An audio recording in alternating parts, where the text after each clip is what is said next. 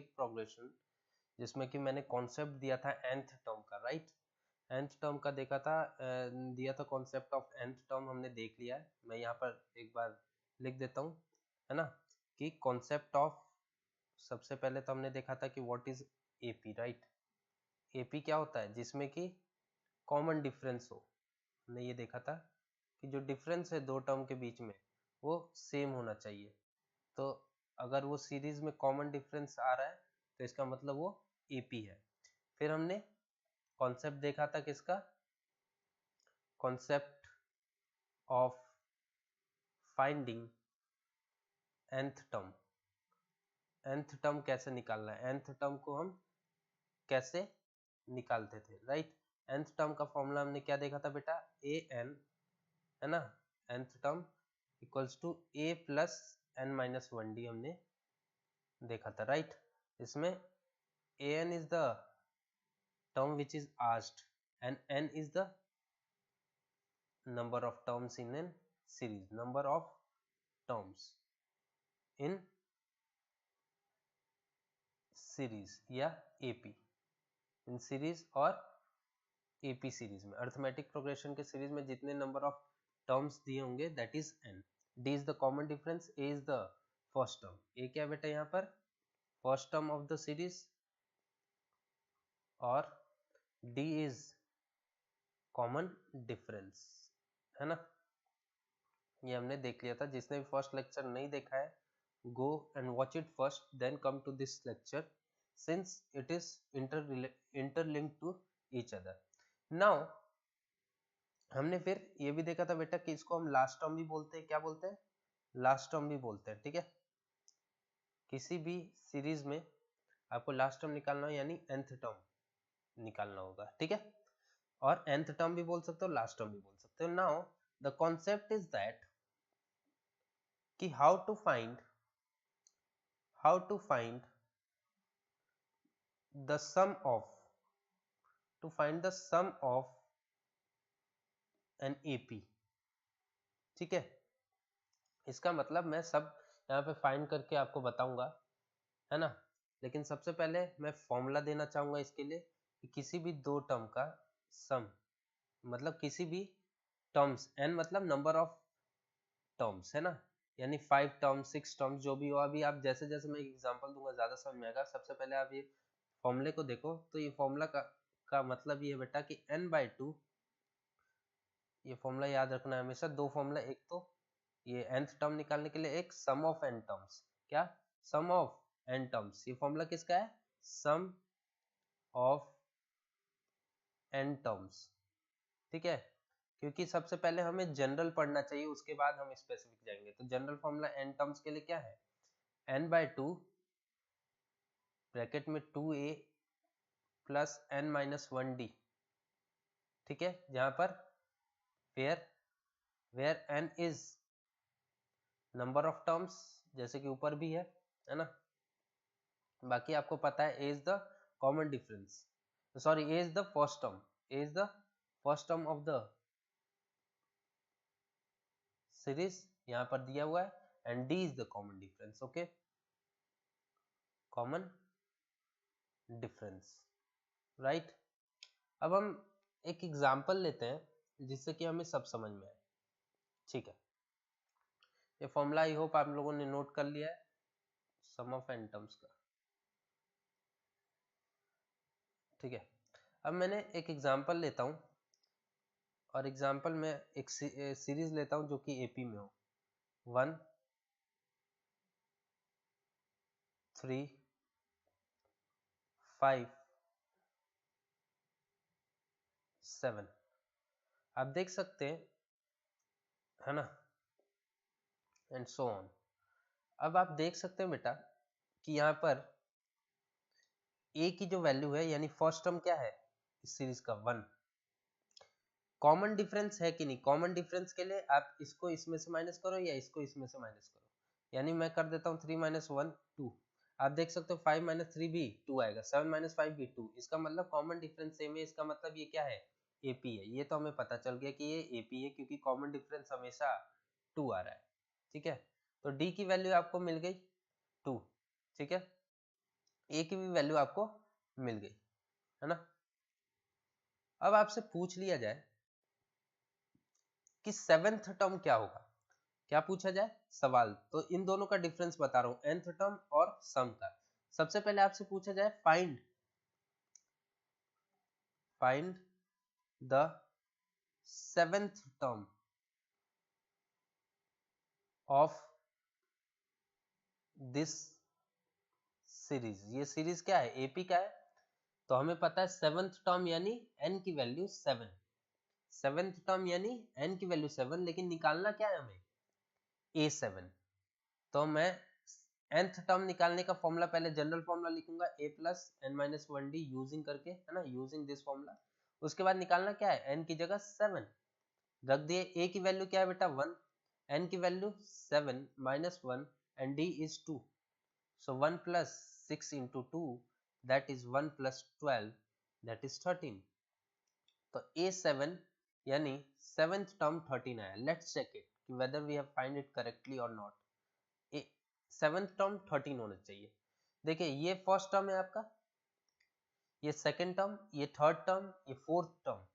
Fifth term को निकालने के लिए आप क्या करोगे, a5, a5 क्या होगा, आप दो और ऐड कर लो यानी 9। सिक्स टर्म में दो और ऐड करो 9 में, तो 9 10 11। और सेवेंथ टर्म क्या आ गया, देख सकते हो आप 13 आ गया, 2 में ऐड करते जाओ, यानी जो भी कॉमन डिफरेंस है उसको ऐड करते जाओगे तो नेक्स्ट टर्म निकलते जाएगा। कॉमन डिफरेंस 3 होता है तो 3 ऐड करते, ठीक है, और हमें पता है कि एपी है, ठीक है। तो हम ये रीचेक करके भी देख लिया कि हमारा आंसर सही है, डायरेक्ट फॉर्मूला से हमारा आंसर a7 13 आ रहा है, तो ये तो मैंने प्रीवियस लेक्चर में ही कवर कर लिया था। नाउ अगर आपसे पूछ लिया जाए बेटा कि sum of first three terms, यानी n की जगह, अब इस n की जगह 3 आ जाएगा, सम ऑफ फर्स्ट थ्री, जैसे बोला गया था कि सेवंथ टर्म निकालो, तो इस n की जगह 7 आया, वैसे ही इस फॉर्मूले में सम ऑफ s की वैल्यू, मतलब s का मतलब सम ऑफ n टर्म्स, यानी सम ऑफ, अगर मैं 3 बोलूं तो सम ऑफ 3 टर्म्स। क्वेश्चन नंबर 2 में क्या आएगा, सम ऑफ, क्वेश्चन नंबर 2 अगर सपोज करो यहाँ पर लिख दे, क्वेश्चन नंबर 2 आप नीचे लिखोगे, है ना, सम ऑफ फर्स्ट थ्री टर्म्स अगर आपसे पूछ लिया जाए, तो पहले 3 टर्म के सम, तो आप सबसे पहले ये निकालना है आपको, ये आप लिख लोगे। ये आपको पता है, आप फॉर्मूला जनरल फॉर्मूला यूज करोगे Sn वाला, Sn की वैल्यू क्या होनी चाहिए, n/2 2a plus n minus 1d, ये अभी अभी मैंने फॉर्मूला बताया, राइट। अब इसमें n की वैल्यू क्या है बेटा, यहां पर S3 निकालना है, क्या निकालना है, S3, n की वैल्यू यहाँ पे क्या है 3, तो यानी 3/2, 2 a की वैल्यू क्या है यहाँ पर, a की वैल्यू तो वही रहेगी, और n अगेन 3 माइनस 1, और d की वैल्यू 2, जो कि हमने निकाल रखा है पहले से, राइट। यहां से S3 निकालोगे तो आपका जो आंसर आएगा, let's see, 2 1 2 plus and this will be 2 2 4, यानी 4, है ना। So final 3/2 into 4 plus 2 6, that is 3, that is 9।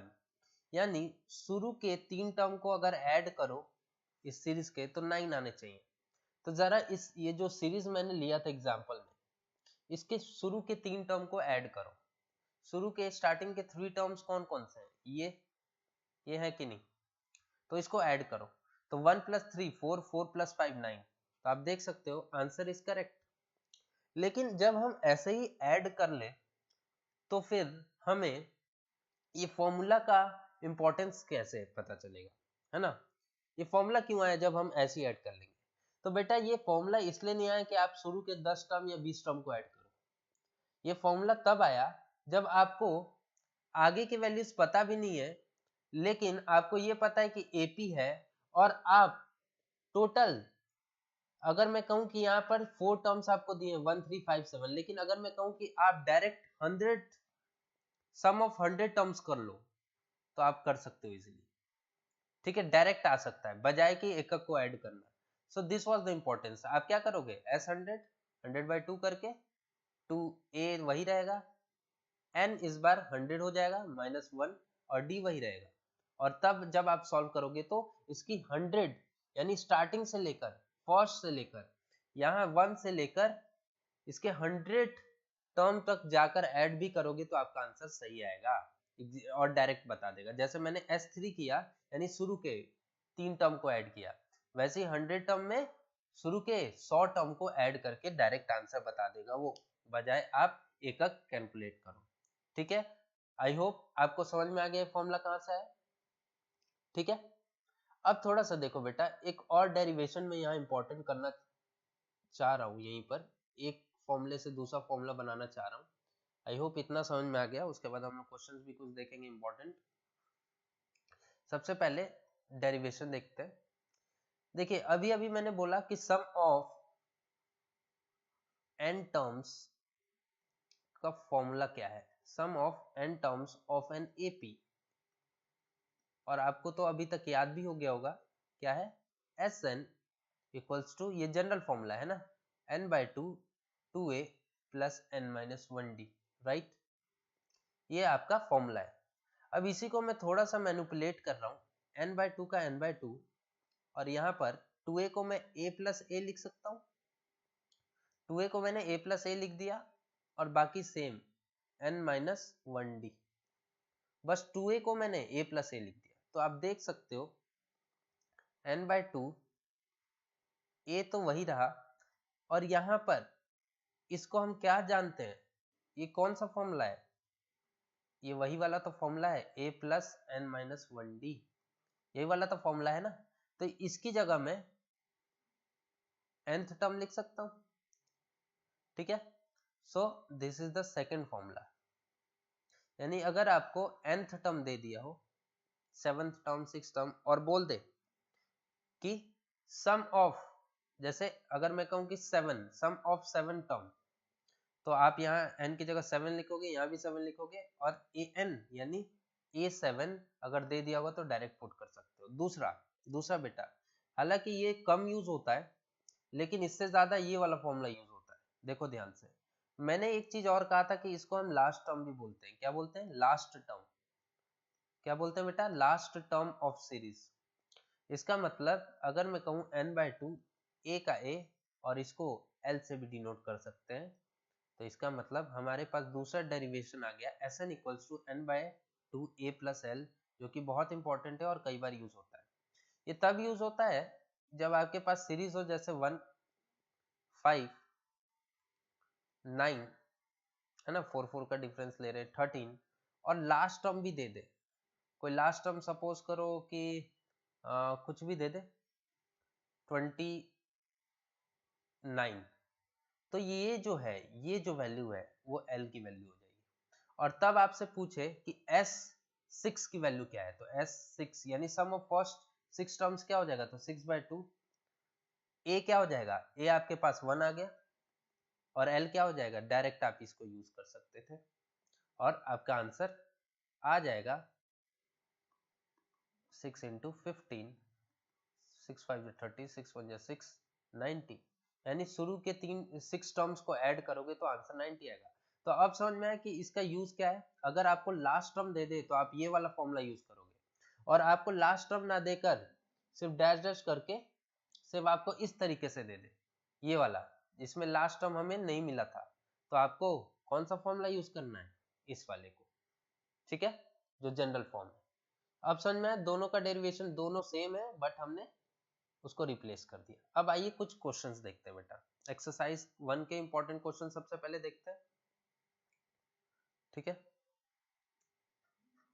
चलिए सबसे पहले ये सब अब मैं नहीं करने वाला हूँ, ये कॉन्सेप्ट तो मैंने पहले ही बता दिया कि how to find this common difference, कैसे फाइंड करना है, एपी में है या नहीं ये कैसे पता लगाना है, ये सब के लिए फर्स्ट लेक्चर देखो। ठीक है, फिर फाइंड द 10th टर्म, ये सब ठीक है। आपको मैं अब सीधे बता रहा हूं बेटा, क्वेश्चन नंबर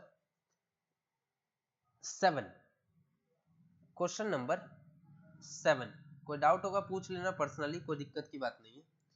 देखो उसमें क्या बोला गया बेटा, last term of an AP, बाकी आई थिंक 6 तक तो मैंने फर्स्ट लेक्चर में डिस्कस किया है, आप देख लेना एक बार, है ना। अगर नहीं किया होगा तो मेरे से डाउट पूछ लेना, कोई दिक्कत की बात नहीं, अगर किया हूं तो ध्यान से उसको देखना, है ना। तो इसको देखो बेटा, एपी दिया हुआ है हमें कितना, 8, 15, 22 डैश डैश डैश, और लास्ट टर्म क्या बोलते हैं, last term of AP is 218, it means we have given with L, L is 218। अब यहाँ से we can find A is 8 and common difference is 15 minus 8, you can say that is 7, यानी d की value 7, a की value 8 and last term is given. We have to find the number of terms. तो इसमें आप देखिए number of terms का formula, हमें last term दिया है जिसको हम an से भी डिनोट करते हैं, अभी अभी देख बताया गया था। तो इसका मतलब हमें बस an का फॉर्मूला लगा देना है, an equals to a plus n minus 1d, और आपको n की वैल्यू निकालना है कि कितने टर्म्स थे, नंबर ऑफ टर्म्स, यानी n हमें नहीं पता, n हमें नहीं पता, an हमें मिल चुका है दैट इज 218, a की वैल्यू 8, n हमें नहीं पता, we have to find it, and d इज 7, ये 8 इधर जाके 218 माइनस 8 हो जाएगा, and this will be n minus 1 7, this will be 210 and n minus 1 7, 7 नीचे जाकर 210 से डिवाइड हो जाएगा, and this will be n minus 1। Further मैं यहाँ सॉल्व कर रहा हूँ, n माइनस यहाँ से ऐसे जा रहा है ना, इसको मत समझ लेना कि यही की बगल से ही है, ठीक है। तो n minus 1 equals to 210 upon 7 क्या होगा, तो 30, एंड n की वैल्यू 31। तो आप देख सकते हैं नंबर ऑफ टर्म्स जो होने चाहिए टोटल एपी में, यहाँ से लेकर यहाँ तक में 31 टर्म्स होने चाहिए, यानी आप देखोगे तो 8, 15, 22, उसके बाद 7 जोड़ते जाओ और 29, फिर 7, 36, ऐसे जोड़ते जोड़ते जब 218 तक पहुंचोगे ना, तो जब आप गिनोगे 1, 2, 3, 4, 5 ऐसे करके गिनोगे, यहाँ तक पहुंचोगे तो नंबर ऑफ टर्म्स कितने निकलेंगे, 31। इसका मतलब ये था, गॉट इट, क्लियर है। चलिए और क्वेश्चन देखते हैं। क्वेश्चन नंबर 8, कई बार आप कंफ्यूज हो जाते हो कि पूछा क्या गया है। क्वेश्चन नंबर 8 देख लेते हैं। जब भी आपसे बोले टर्म दे दिया है, टर्म दे दिया है कि जीरो है, और बोले विच टर्म इज जीरो, यानी हमें ये बता दिया गया है कि जीरो किसी टर्म की वैल्यू है, लेकिन कौन से टर्म की वैल्यू ये नहीं पता, यानी an हमें बता दिया गया है, an इज गिवन। जब भी ऐसा क्वेश्चन हो, क्वेश्चन नंबर 8 पेज नंबर 109 बेटा, एक्सरसाइज फर्स्ट 109, ठीक है, ठीक है। तो an में आपको गिवन है दैट इज 0, और आप फॉर्मूला यूज कर लोगे a plus n minus 1d। तो an आपको 0 दे दिया गया है, a की वैल्यू आप देख लीजिए AP में 27 है, AP क्या है 27, 24, 21 एंड है ना। सो a इज 27, n की वैल्यू नहीं पता, n ही तो निकालना है 1, और d की वैल्यू 24 माइनस 27 करना है, d can also be in negative number also. तो d कैसे निकालोगे, तो 24 माइनस 27, कभी भी गलती मत करना 27 माइनस 24 करने की, हमेशा सेकंड से फर्स्ट माइनस होगा। सो -3, यानी d की वैल्यू इज -3। अब यहाँ से n की वैल्यू निकालो तो 27 उधर जाके -27 हो जाएगा, और यहाँ पे बचेगा क्या, -3 n -1, यहाँ से -n minus will get cancel out, and 27 upon 3 हो जाएगा, and this will remain as n-1।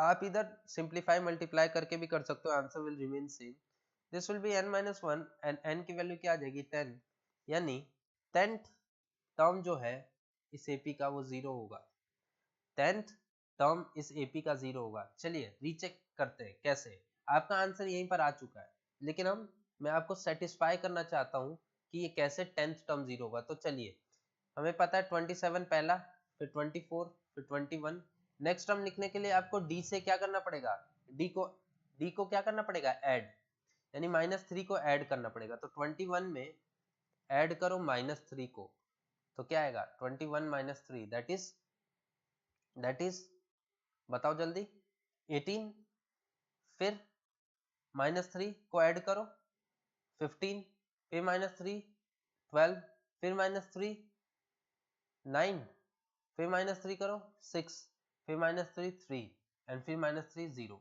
अब गिनो कौन सा टर्म 0 हुआ, 1 2 3 4 5 6 7 8 9 10। तो आप देख सकते हो n की वैल्यू हमारे पास 10 आ चुकी थी। इसका मतलब यहाँ से हमें पता चलता है कि कौन सा टर्म 0 होगा। आपको गिवन था कि कोई ना कोई टर्म 0 है, आप देख सकते हो यहाँ 0 आया, लेकिन हमें यही नहीं पता था कि कौन सा टर्म 0 होगा। जैसे 10th टर्म यहाँ पर 0 होगा, 20th टर्म 0 होगा, 15th टर्म कुछ भी हो सकता था 0। तो हमने डायरेक्ट आंसर निकाला। आपको ये सब नहीं करना है, ये गिनने वाला काम नहीं करना है, ये कॉन्सेप्ट है कि कैसे समझो कि कैसे हम डायरेक्ट फॉर्मूले का यूज करके हम मैथमेटिक्स में कितना इजीली अपने वर्क को इजी कर सकते हैं। इतना क्लियर है एक्सरसाइज फर्स्ट? ठीक है, कुछ और क्वेश्चन देख लेते हैं एक्सरसाइज फर्स्ट में।